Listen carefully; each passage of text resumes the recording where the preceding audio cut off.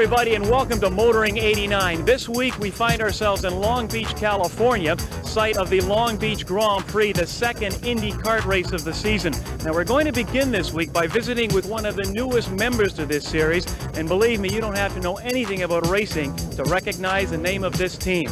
It's called Porsche.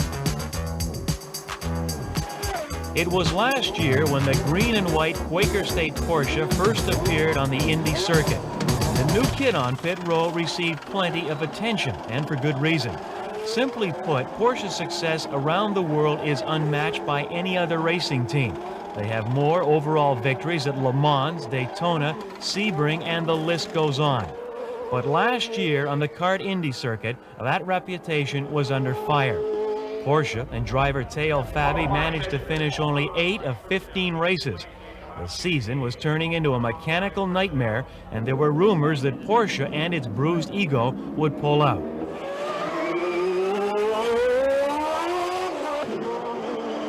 But Porsche is back and stronger than ever. Leading the 1989 Porsche team is Derek Walker, who spent 13 years with the powerful Penske team. Also coming over from Penske is Peter Parrott. He was chief mechanic for Rick Mears. But why would these men at the top of their careers leave Penske for Porsche?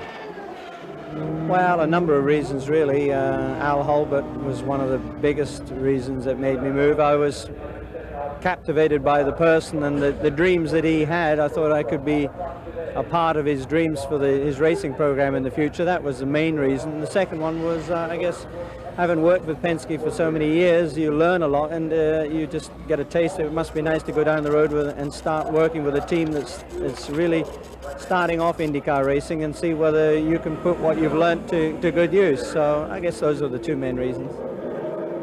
I left because I wasn't that happy with the change around that Penske made when Derek Walker left, and they had a change of management. I wasn't comfortable with that situation, so I decided to look elsewhere. And then I had an opportunity to join up with the Porsche team. And in fact, I contacted Derek about joining the Porsche team, and we talked about it. And I thought, well, this would be a nice challenge. It would be different. I thought about it for a while, to be truthful, because it's not easy to leave an established team like Penske after you've been there 14 years. But you know, I'm also a believer there's a time to stay and a time to go, and I chose to go. The thing that attracts you about Porsche is the resources that they have. And obviously, having worked at Penske Racing for 13 years, you realize what a strong team it is. And so for me to move out of Penske Racing, I really had to make sure that I was going to go to a team that had the potential to do at least equal or better than Penske Racing. And I think Porsche has all those abilities, and it's just a matter of focusing on what the program is all about, which takes time for anybody, and that's what we're in the process of doing, really just focusing on what IndyCar racing is and what it takes to be the best, really.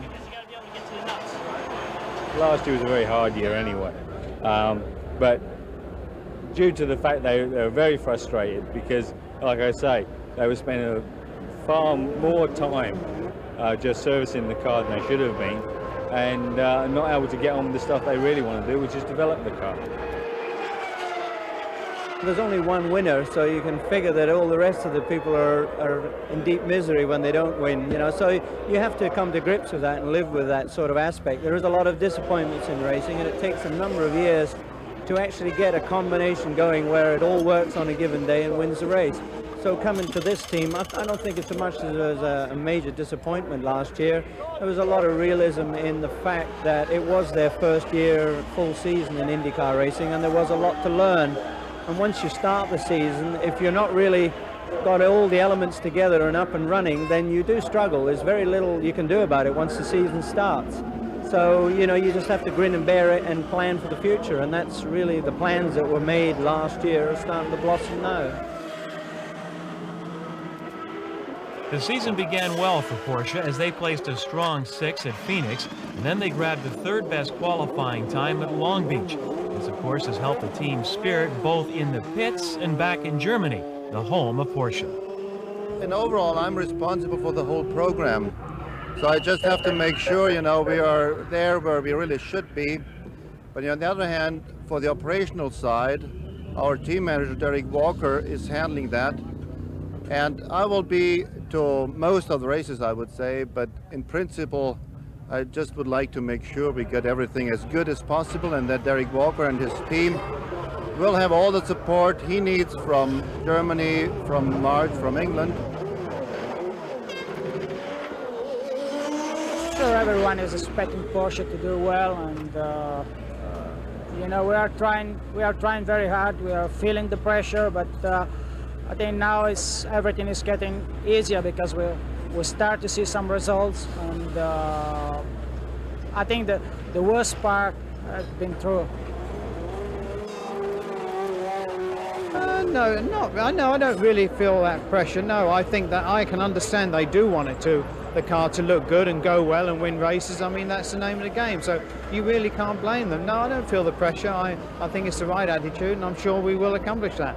I think they can get very good. It depends how long they're going to stay with the program. I'm sure that they're well aware of the fact that you can't do these things overnight, and I would hope they're going to stay with it for many years to come. And if they do, I see no reason why we can't beat the Penske team, which is, for me personally, would be my goal. Because, I mean, if you can beat the #1 team, then you've accomplished something.